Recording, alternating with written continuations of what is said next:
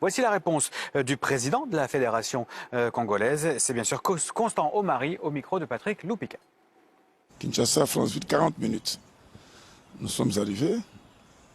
Après tout ce tralala, Covid, ainsi de suite. Bon, tant bien que mal, nous sommes arrivés à l'hôtel, 1h du matin. Ok.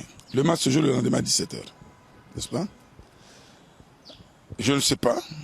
Je n'ai pas eu ces joueurs au haut niveau. Mais je ne sais pas si tu as 16 heures.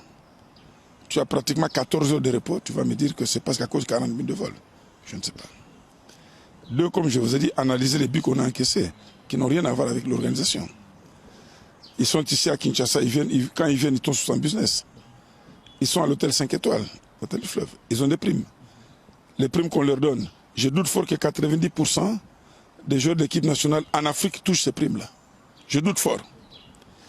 J'ai toujours dit à nos joueurs, commencez par faire une introspection. Quel était votre propre rôle?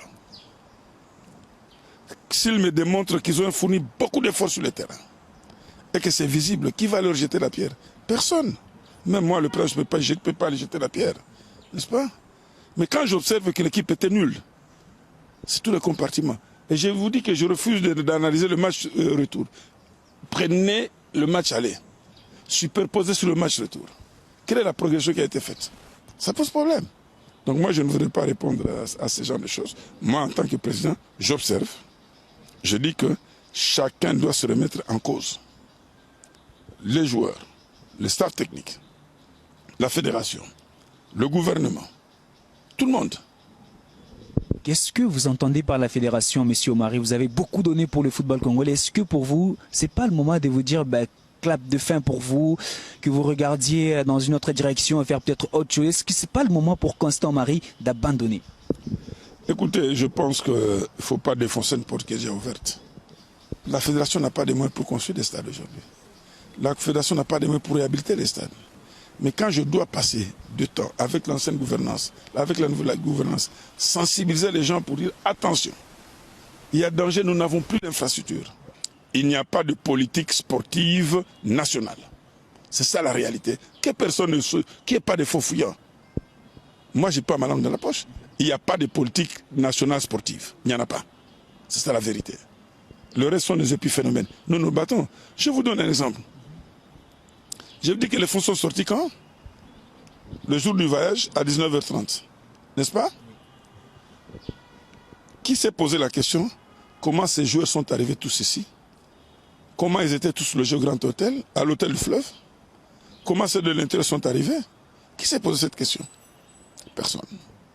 Ça signifie en d'autres termes, si moi et mes collègues avions croisé les bras pour dire nous attendons que les fonds de l'État pour l'équipe nationale puissent sortir, et jusqu'à 19h le jour du match, la veille du match, les joueurs ne seraient même pas arrivés à Kinshasa. Alors, est-ce que je dois continuer pendant des années à fonctionner comme ça? Avec mes collègues, à chaque fois tourner les ménages, chercher des arrangements à gauche et à droite pour pouvoir permettre à ce que les joueurs puissent arriver en attendant que les fonds de l'État. Pourquoi est-ce qu'on doit continuer à fonctionner en mode d'urgence? Alors, Monsieur le Président, est-ce que Constant Omari va être candidat à sa propre succession pour les prochaines élections de la Fédération? Je veux être très clair. Je ne serai pas candidat. Vous êtes le premier à avoir cette exclusivité. Je ne serai pas candidat pour la simple raison que je pense que j'ai beaucoup fourni. J'ai beaucoup fourni au niveau de la FIFA, au niveau de la CAF, au niveau de la Fédération aussi. Il faut laisser aux autres qui en ont des ambitions de pouvoir continuer. Là où nous serons arrêtés, qu'ils puissent continuer pour voir que si on peut aller mieux. Mais mon seul regret, c'est que si on ne change pas aujourd'hui ce que je suis en train de décrire, ceux qui viendront, quelles que soient les qualités qu'ils peuvent avoir, ils ne vont pas progresser, peut-être ils vont plus sombrer encore.